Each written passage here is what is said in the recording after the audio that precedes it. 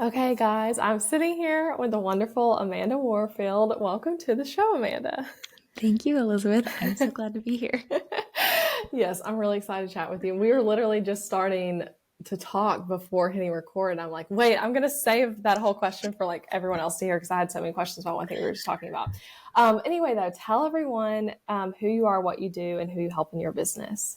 Yeah, so I'm Amanda Warfield. I'm a simplicity focused content marketing and launch strategist and copywriter, and I help my clients create the copy and the marketing materials that they need.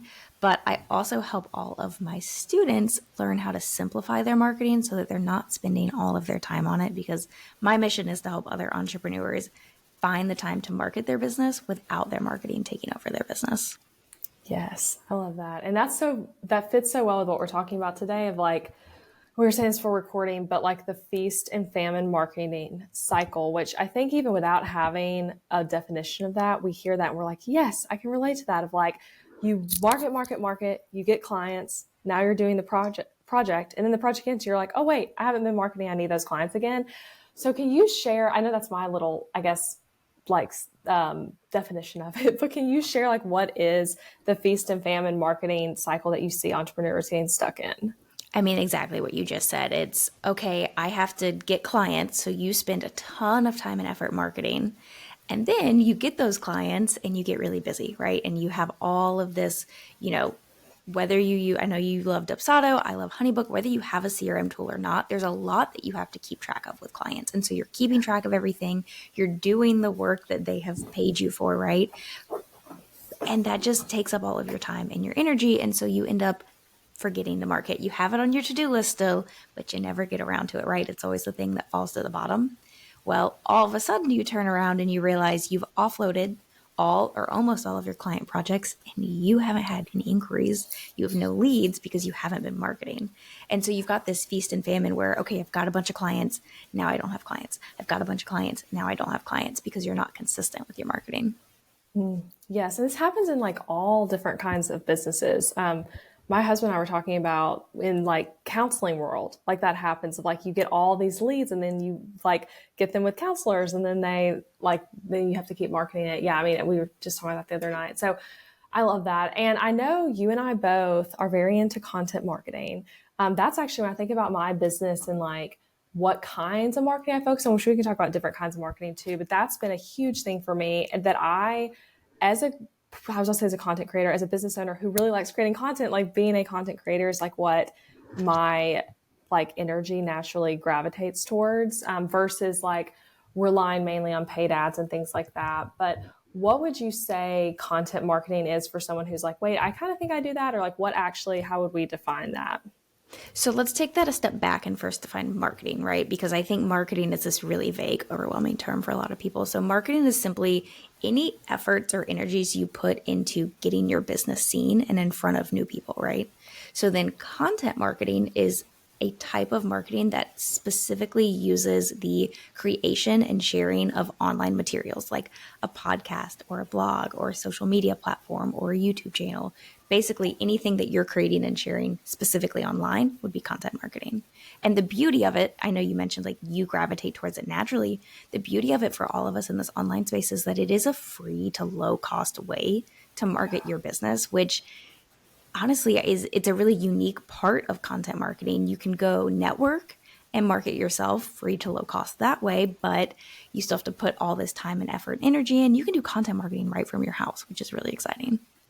And content marketing lives on. Like you can write a blog post or record a podcast or have a YouTube video that like gets traction like 4 or 5 years after the fact, and it's still bringing you clients and revenue in your business. So yeah, I've that's been my favorite thing. And it's just like so fun. Like Yeah. I know not everyone necessarily gravitates towards it, but it's really fun. Okay, so when we think about content marketing and other forms of marketing in our business, I know a lot of people listening, like when we think about, okay, why is it so hard to make time for marketing? And so we feel like we're too busy with all the other like 1,000 hats we wear as business owners. So what are some ways we can stay consistent with our marketing even when we're feeling really busy? So the first way is to do less.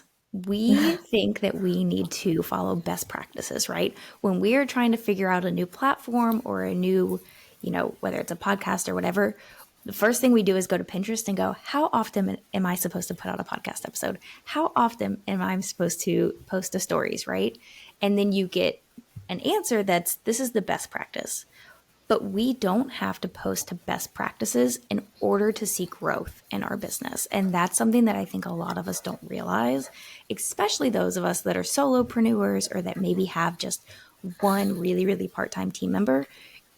We don't have the man hours to do all the things and to be in all the places and to put out all of the content. So instead of focusing on putting out best practices, focus on putting out less content that's higher quality and showing up on less platforms as well. We don't need to be on YouTube and a podcast and have blog posts and show up on Instagram and show up on TikTok and do email marketing. It's okay to start with less and then build up as you get in the rhythm of showing up consistently. I love that advice. And I would say the same thing of like, it's like for me, I am doing more of the things now, but it's like after, like if I had done them all at once, I would have done them poorly. And what you're saying of like, if you're following the best practices, then you're never going to have time for it all. And you're going to feel like, oh, wait, that doesn't even make sense. It doesn't fit into my schedule. It is being strategic about like recently I decided to try TikTok.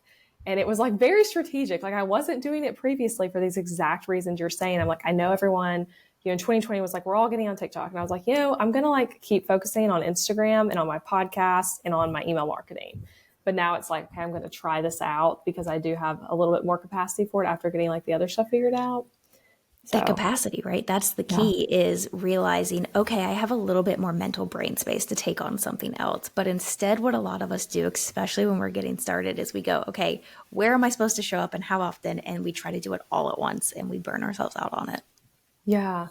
With that, like how many platforms would you say we should be on? I know you can't, like it also depends on the business and things like that, but how many would you say is a good number? Maybe thinking about like social platforms even that we should be actively pursuing. So if we're talking strictly social, start with one. That's always my recommendation is start with one and get to a point where you feel really comfortable and really consistent with it. And you feel like you know what you're doing, you feel like you have a strategy, and then you can add on another that is more experimental, right? Like you have one that kind of runs on autopilot, then you can figure out another one. But I don't want that to sound like, oh, the only place I need to show up is social media, because I really, really recommend that everyone at least is showing up with an email newsletter, if not also a piece of long form content, whether that's a blog, a podcast, or a YouTube channel. But if that's too overwhelming, at least have some sort of email newsletter that's going out, because we've all heard this 100 times. You don't own your social media platforms, right? Yeah, I love that. So one social platform, and then you would say doing an email list. And do you consider when you say social, like just to clarify for everyone, do you see like Pinterest falling into that, or is that its own thing? Pinterest is really its own thing. It's not really content marketing. It's a search engine marketing platform, and that is just totally its own thing. But it also, I know, is really overwhelming for everyone. So if we're talking in terms of like, so do I show up on Pinterest and social media? Just start with one. Yes, okay, I love that. And Pinterest is another one, like we were saying, that like you can pin something and it does really well for you years later. But yes, I love the just starting with one and building that up, and that takes a lot of the overwhelm out. Okay, with consistency, I know that's something you talk about a lot, and you share really well about this. I was literally listening to you talk about this on another podcast, but how important would you say consistency is, and how much content is enough when we talk about like content marketing? Consistency is key. It is the most important thing that you can do with your content, actually. It's great to have really high quality content, but more than anything else, consistency is going to do more for your business, because what happens when you show up consistently is you're building a relationship with your audience, right? You're building that know, like, and trust factor. And when you show up and you're showing up on a regular basis, and then all of a sudden you drop off the face of the planet, people go, wait, where'd they go? What happened? And if they're expecting, let's say you have a weekly podcast episode and all of a sudden you don't have one, the first time they might think maybe there's a weird tech glitch. Like I get messages all the time on Instagram where it's like, hey, the episode's not out yet. And, I accidentally scheduled it for PM instead of AM, right? People notice those things, especially when they are your super fans. And so the first time they might think, oh, that's a weird glitch. And then when the episode never comes out and it never shows up, and then the next week one doesn't show up, people are going to go, oh, I wonder what's going on. And then we ghost for a while, and all of a sudden we pop back up and say, hey guys, they're going to go, what the heck just happened? Like, I've been waiting for an episode. You didn't tell me you were going to disappear. And it's not that we owe our audiences anything, especially with free content marketing, right? We're putting out this free content for them to listen to. But it's the simple fact that when you're showing up consistently, you really are building that relationship with them. And when you ghost, you start hacking away. You start crumbling that foundation of your relationship. It's like the friend that ghosts you, right? You have a plan to show up for coffee, and you don't expect them to actually show up. You expect them to cancel because they ghost you all the time, or they cancel all the time.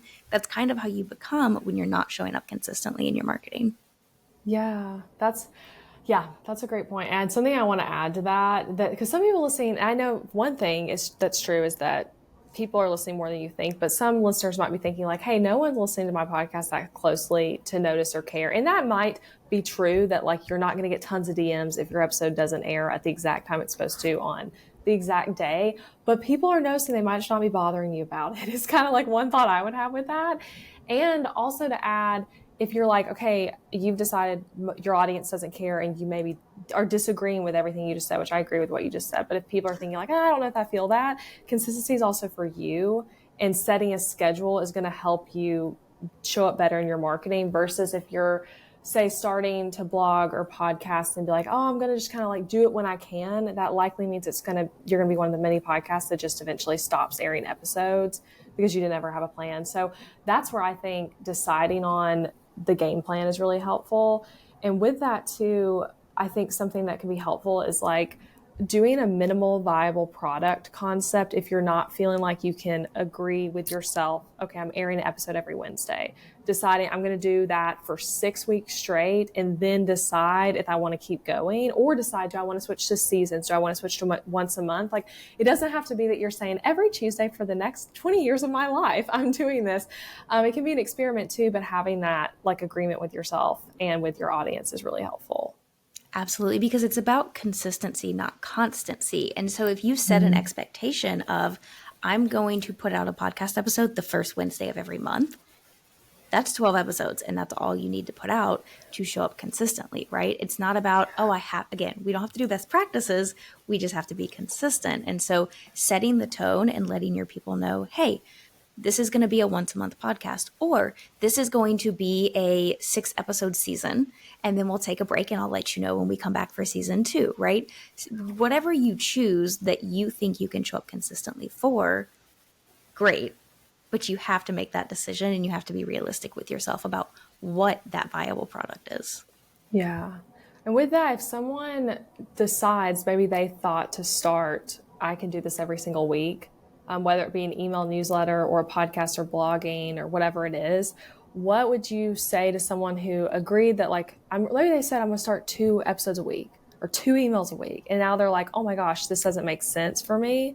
How do they like navigate that, and how do they know when it's like this doesn't make sense, or it's just a bad week or a bad month and they actually can fit it all in? So this kind of goes into something that I think we'll talk about later more so, but I really recommend batching out your content and creating the entire next month's worth of content in a week.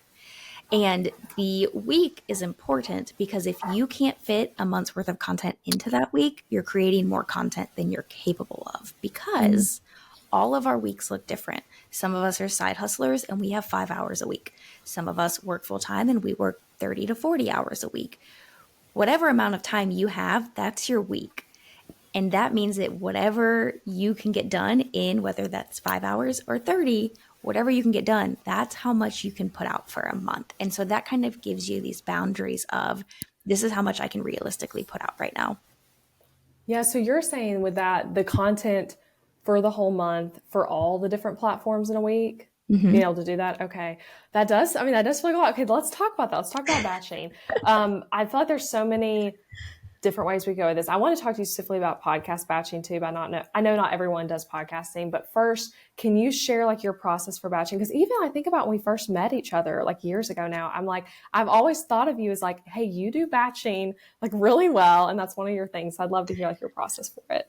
Yeah, absolutely. And here's the thing about it, and the way I teach it is that it really is unique to every person's business because, like I said, some of us have 5 hours, some of us have 30, and I don't expect anyone's batch week to look exactly the same. So I'll throw that out there, but I'll share what mine looks like.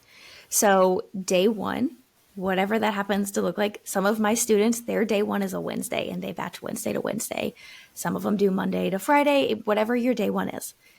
Day one is simply creating the strategy and the plan for the upcoming month, sitting down and looking at, okay, here's what I created, here's what's working, here's the kind of messaging I want to dive into, here's what I know my audience needs to hear, what I need to talk about based on my promo and launch schedule, so on and so forth.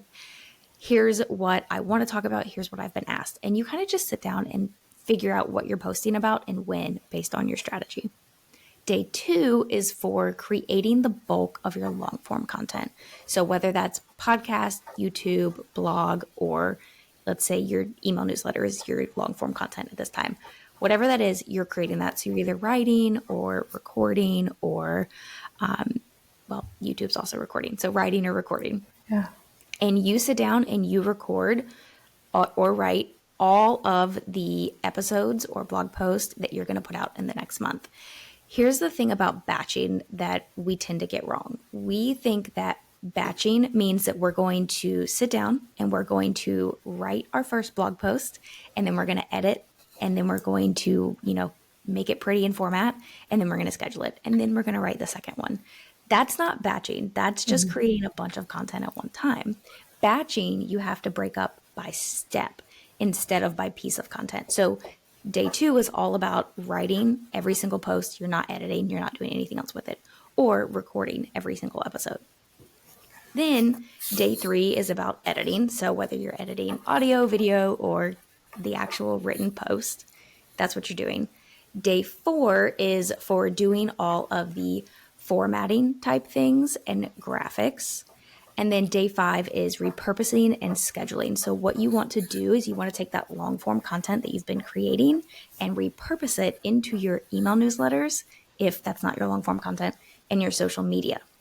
So that way, by the end of the week, you're reusing, you mentioned this earlier, right? That's the beauty of content marketing, is that you can reuse this content over and over and over again. You spend so much time on this long form content, let it work for you for longer than you spend working on it. So take that long form content, turn it into your email newsletter, take it and turn it into your social media post. And then you just schedule everything out, and that's all done for the next month. You have 3 weeks where you don't have to worry about your content.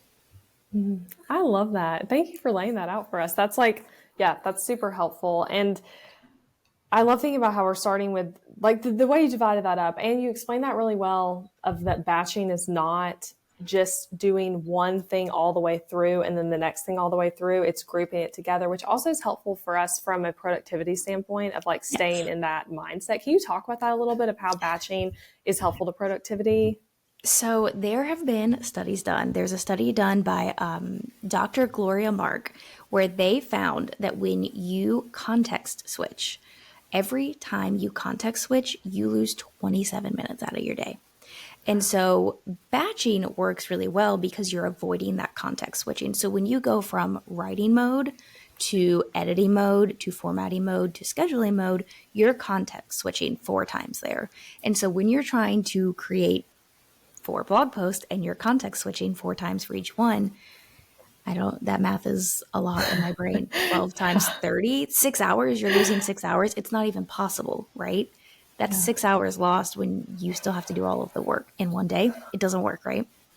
So instead of losing that 6 hours, if you break it up by step and you're not context switching, you're able to get so much more done because you're staying in the groove, and you're not losing those 27 minutes, but also when you're in the groove, your brain is going to function better and faster as you go.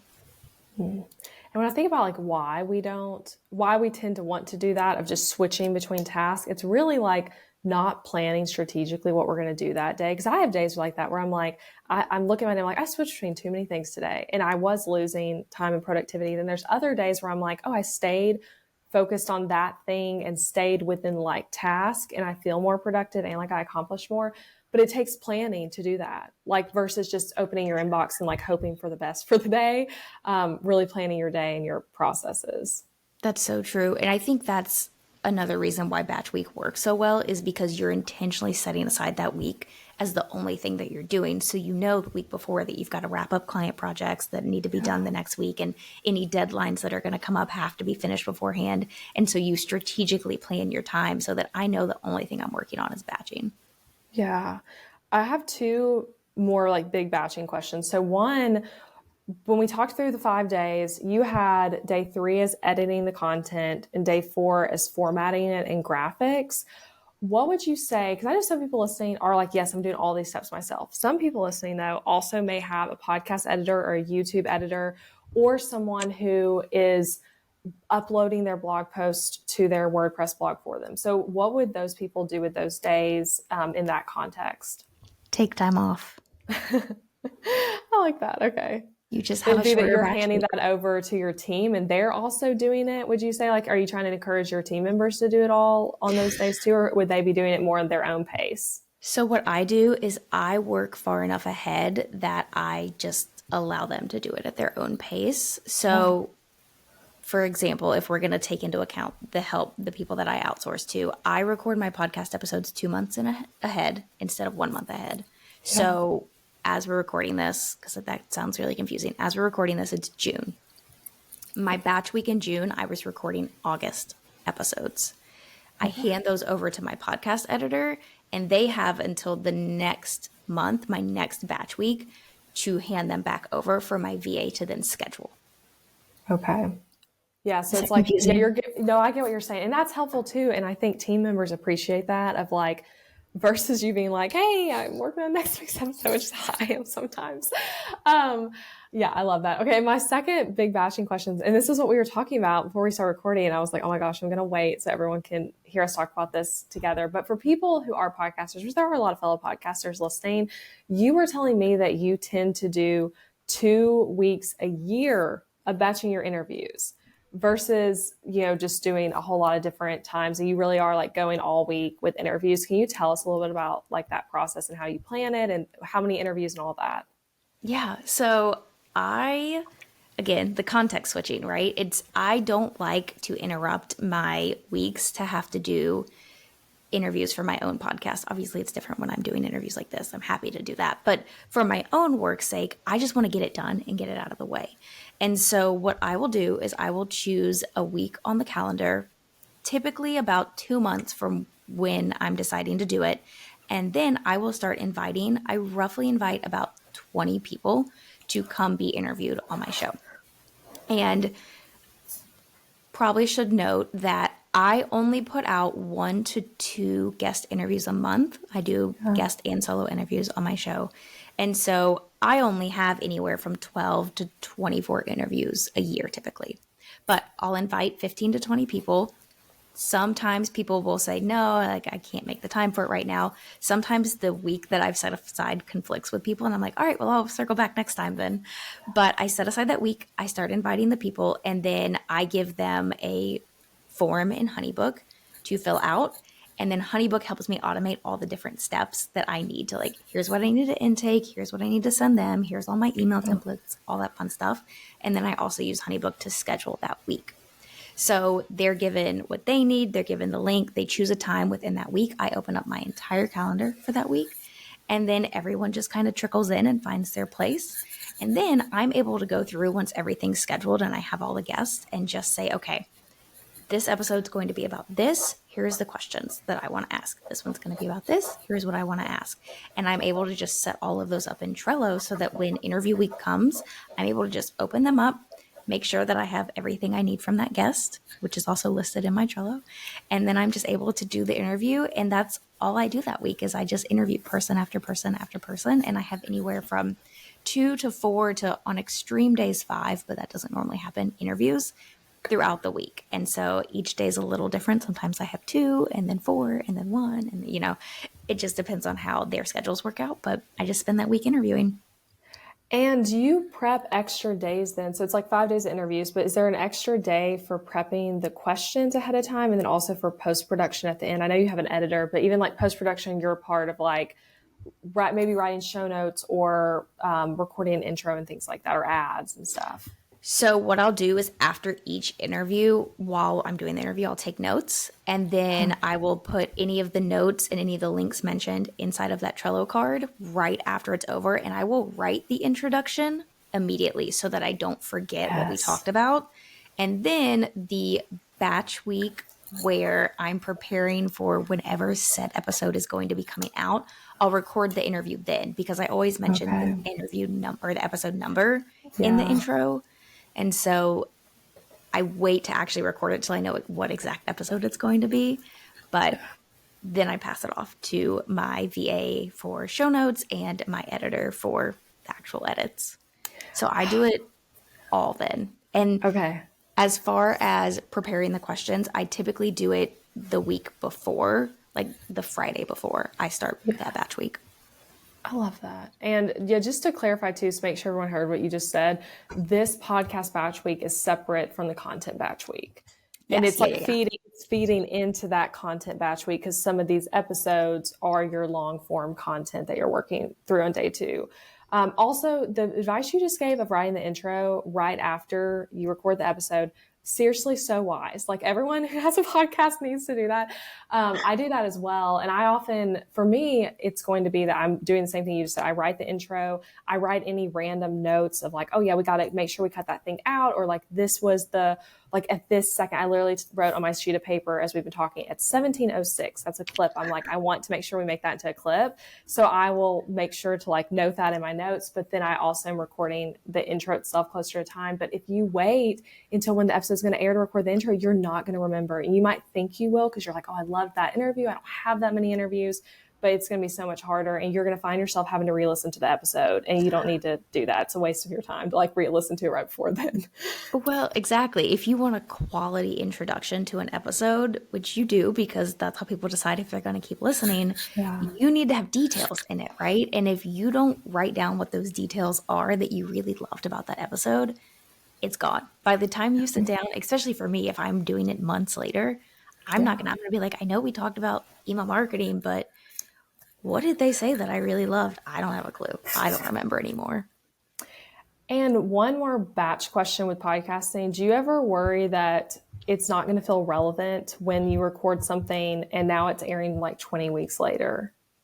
Yes. So I'm very intentional about making sure the topics I choose are evergreen topics, so that they're not something that's going to become irrelevant or that is timely. / if there is something I want to talk about that's really timely, like I don't remember what episode it was, but I put out an episode about creating content using AI right after my latest guest batch week, which was back in February at this point. But I made sure that, okay, this one's timely. It's going to be one of the first ones to come out after this batch week. Okay. So putting it earlier. And do you like try to make sure guests aren't saying like, we're talking right now in February, and then it's going to air in August, or do you just let that be whatever it is? No, I don't care. All of my my listeners know that I batch all of my content. I guess it is like, why hide it if this is like such a great way to do things? Yeah. And just to like echo more of what you're saying about batching, I was telling you this before we started recording, but like I used to be more like, okay, I'm going to like do a few podcast interviews on this date. And with me being on other people's shows, I even have started to try to batch those a little bit of like picking like on someone's calendar a day, like, oh yes, I'm already doing an interview that day. I'm going to do another interview right before it. So grouping those things together, because it helps you from your productivity standpoint of not switching tasks, but also you're not just like constantly having your time taken away to do random meetings, even though it's very important for your business, whether it's on someone else's show or your own. It's really helpful. But like for me today, as we're recording this, I'm doing 4 total interviews, which is about like my personal max, it feels like. But then I am so intrigued when I hear you saying doing like 20 in a week. I just don't know if I can do that without being exhausted. But that's back on like personality differences and how your energy is. Yeah. Okay, but I will say it is exhausting. Let's be Yeah. clear. Um, it is exhausting, but for me, it feels worth it because I only have to do it once or twice a year. And so that's how I view it. And the same is true for batch week. Inside of my course, I tell my students, you're going to be tired after batch week. That's why the only thing that you should have on your calendar is batch week. But the benefits are worth the exhaustion for that 1 week, because when you only have to create content once a month, you have 3 weeks where you can work on moving the needle in your business. You can work on those client projects. You can rejuvenate that creativity, because that's another issue we have if we're just constantly creating, is we end up really burned out. That creativity is just gone. You have that time for your creativity to renew, right? And so then when you come back to your next batch week, you know what you want to talk about. You've got things to say. And because your content has been running in the background for you for the last month, you still have clients. You're Yeah. not in that feast and famine cycle that we were talking about earlier. I love that. And with the batch week, both like the podcast batch week concept and the just content that you're putting out, how do we choose on our calendar what week makes the most sense for us? Do you have any tips there of maybe like thinking both from an energy standpoint for ourselves and the like calendar month? So, as far as the calendar month, it really just depends on what you prefer. What matters more than when you do it is just that consistency of making sure that you put it, like, I really encourage everyone who's listening right now to today go mark off batch week for the rest of the year. Choose a week and stick to it. There are going to be times where, like, oh, I normally do the second week of the month and we're going to be on vacation. And so you move it up a week, and that's not a big deal because you're going to be consistent. But if you don't set aside the time for batch week, it's not going to happen. And then you're not going to be consistent. So when you do it on the calendar, doesn't really matter. If you are a female listening and you are tracking your cycle, it's always great, I think, to try to match it up with one of your higher energy weeks. Yeah. Particularly if you're doing YouTube or a podcast. However, if most of your content is written, if you do it when you're in a lower point in your cycle, it may not be a bad thing because you're not going to be showing your face. You can just sit on the couch and do all of it if you really want. So I guess that kind of is a consideration. What kind of content are you creating? Do you need to be able to be more energetic, or is it okay if you can just kind of huddle behind the scenes and, not have to get ready and not have to be really front facing that week? Yes, super great advice. That's what I was thinking you were going to say, is that concept. Because yeah, you don't want to be like on your period and doing like 20 interviews that week. Like that's probably not what No. you're after. But it could feel cozy to maybe sit on your couch and write blog posts. So I'm totally with you. And that's something that can be hard to like plan for, but is like you're saying, if you're mapping this out, you can kind of like estimate and maybe get that right on your calendar. I love that. Okay, let's pivot a little bit talking about our content still. So I know I personally have struggled with what I'm about to ask you about, and I know listeners have as well, but we can get bored with our content because we likely have a focused thing that we are selling, hopefully, or a few different things, but something that causes us to talk about the same thing over and over again. For me, it's like talking about website design would be one thing. It's like, I talk about that a lot, talked about that for like 8+ years, and it can start to feel boring at times, maybe to us, because we're like, I've already said that. Everyone's heard me say this before. How do we stop ourselves from getting bored with our content and our topics? Okay, I'm so glad you asked this question. Going back earlier, you asked what were the 3 ways that we can stay consistent. And I shared the first one, and then we went down rabbit holes. Oh, yeah. So the first one was doing less. The third one technically is batching your content, but in this case, it was the second one. The third way is to become a broken record. I want everyone to just, in your mind for a second, think about your best friend. When you think about your best friend, what is the first thing that comes to mind? For me, consistency. I do think of that as one thing. Is that what you were going to say? Or am I just like off there? Okay. no. I do think of my best friend being consistently there in my life, though. But I do love that.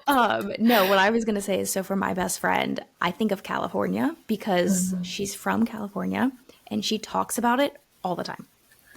All the time. And every chance she can fit, in and out, or the beaches or the weather or whatever into conversation, it happens. And she's not doing it to be obnoxious. She just loves it. So it naturally comes up.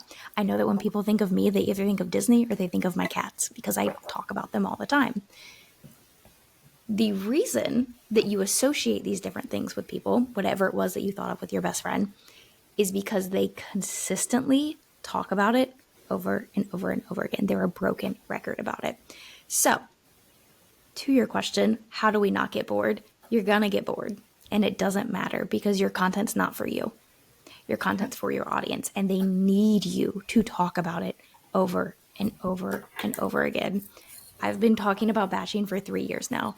Does it get boring? Yes. Do I have to sometimes really dig deep and go, okay, how can I say this in something that, doesn't feel like I'm just repeating myself?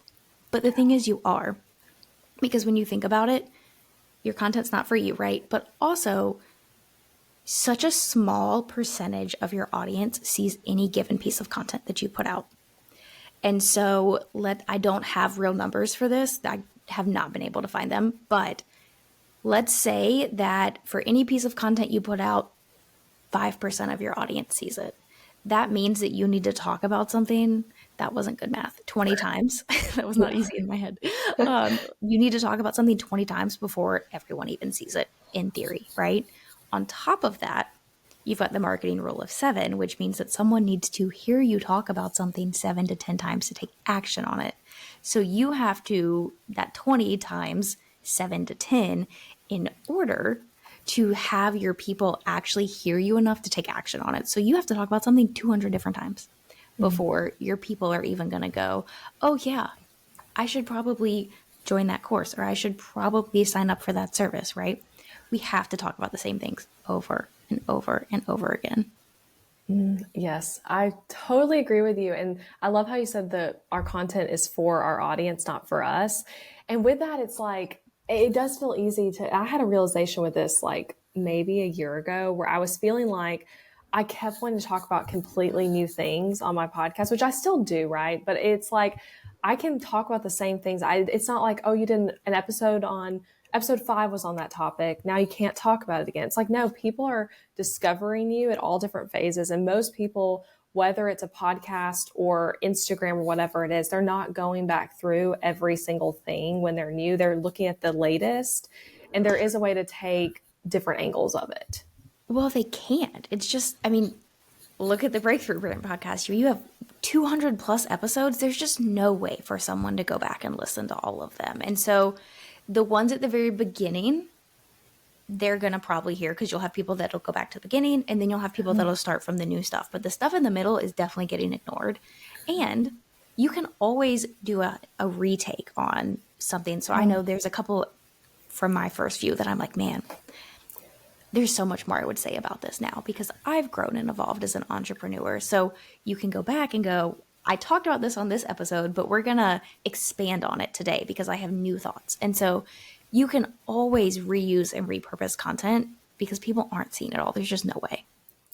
I love that idea of going back and like revisiting an old piece. And you don't even have to announce it to your audience that this is like your retake on something. I actually did that with, I'm not going to know the episode title, but some listeners might have heard this one about an episode about affiliate marketing not that long ago that was like it was 3 ways to make more money as an affiliate. So y'all can go back and listen to that episode.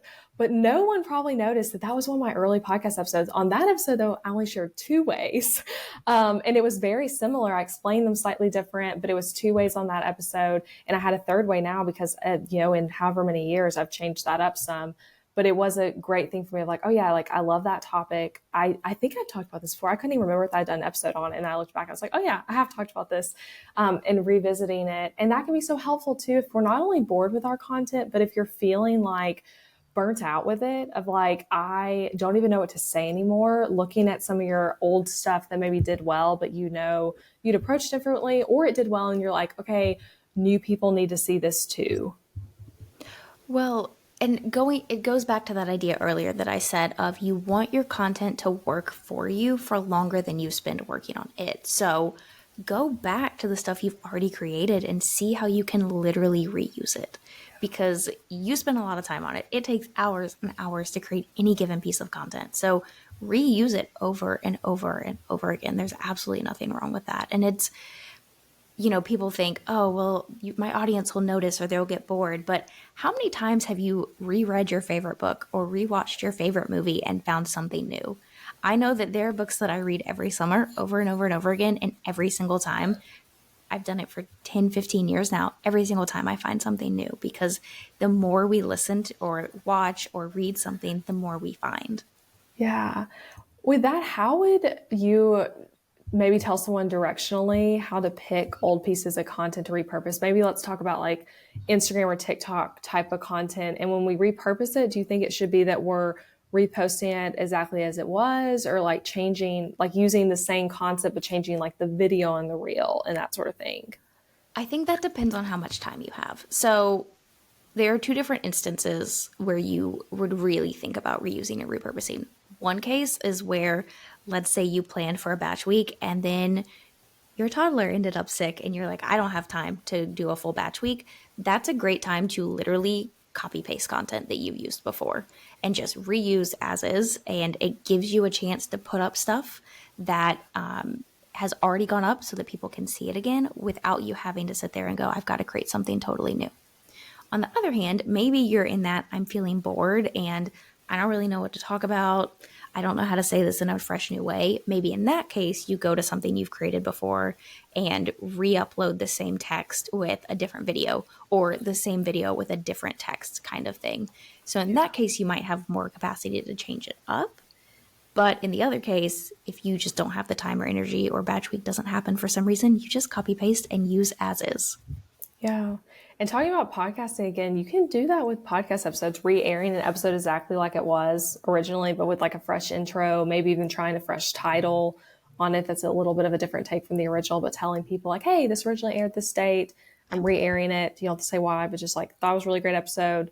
Thought you might enjoy it again. Yeah, I love Yeah, that. absolutely. So in your new book, which it will have talking about batching, because I know ish when this episode's going to come out, it will have just come out like a week or so before this airs. So you have a new book called Chasing Simple, and in it you talk about the three phases that we as business owners go through with our content. Can you tell us a little bit about those three phases and like explain a little bit? Yeah, so it's actually the three phases of a business journey. And then within that, within the book, we talk about what to do with your content within which phase you're in, because there are so many marketing strategies out there, right? We talked about that at the very beginning. There's 101 different things that you can do, even within content marketing. And what a lot of times we can end up doing is we see someone try something, and so we want to try it. We see this other person trying something, and we want to try it. And we end up trying all of these different marketing strategies and just kind of throwing spaghetti at the wall, and we end up overwhelmed and not seeing results because we're not getting strategic. We're just throwing something out there to try it.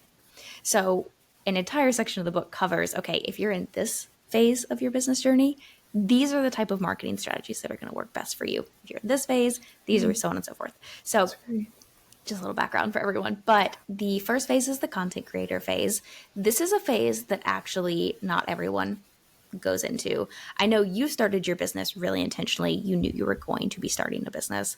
I, on the other hand, I knew I was starting a business, but I didn't really know what my service was going to be. I didn't have any clue what I wanted to do other than I knew I wanted to create a business from content. I knew I wanted to start a blog and eventually that was going to make me money. I didn't know how. So some of us start in that content creator phase where we're just figuring out how to market ourselves. We're just figuring out how to create content and how to turn that into a business.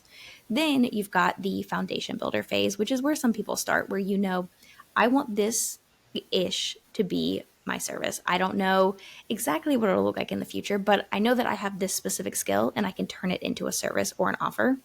And I'm going to figure out what is that first offer and then what are my other core offers going to be, whether that's moving up the ladder or moving down the ladder. And then the final phase is that established entrepreneur where you know what your offers are and you're just really focused on honing in on those offers, honing in on your messaging, honing in on your customer journey, and working on getting seen in front of more people. Oh, I love that. And can you tell everyone about where they can get your book and all of that? Yeah. So if you just go to Amazon and search for Chasing Simple Marketing, it'll pop up for you. I could do a whole other interview with you about like writing a book, honestly, because I have a lot of questions. I know we're like about to be done in time, but it is like, that's so amazing. And I know really exciting for you, and I'm excited about it for you. Thank you. Okay, so some rapid fire questions to like close us out. What is your most unpopular opinion about marketing? You don't need to worry about the algorithm. Oh, Stop trying to figure out what the algorithm wants. Stop trying to post at the best times. Just stop. It doesn't matter. It really doesn't. And the algorithm wasn't created for you, it was created to make the owner of said platform rich. So stop focusing on it because it's a waste of your time. it's a good take. I like it. What do you spend a like maybe quote unquote silly amount of money on in your life, but that's something you're like, oh, I love spending money on that and it's worth it to me? Food. You relate to that. We love to eat out. Food and Disney. I spend way too much money at Disney. It's bad. Yeah, which that's my next question. Which okay, everyone should know you have a Disney like travel planning agency. We haven't even talked about that, but that's so cool and like unique that you have these two different businesses. But like, what's a like Disney tip you could share with people about planning their own trip or just being at a Disney park and all that kind of stuff? It's much more enjoyable if you're not trying to do it all, which is very on brand, I guess. Yeah. Most people, when they go to Disney, they feel like it's a once in a lifetime trip and they need to do all the things, but it's not possible to do everything that Disney offers. And it's just much more enjoyable if you take it slow instead of trying to pack it all in, Oh, that makes sense. Yeah, because if you're like, yeah, trying to do like 1,000 things in one day, back home, I especially can't with do kids. 1,000 things. Yeah, I Yeah. bet. Yeah. Okay. And that last, well, actually, I have one more question for you. It's on here, but what would you say to someone about getting a template for my shop? Because you have a few that you've used Yes. for your website. So what would you say about that? They're beautiful and they're so easy to use. I mean, I yeah, I have a main website template. I have the quiz template, landing page template. I feel like there's another one that I literally just I know. bought. I'm trying to think. Oh, the I know. speaker one. Yeah, yeah. I was gonna say. I noticed she bought those when they came out.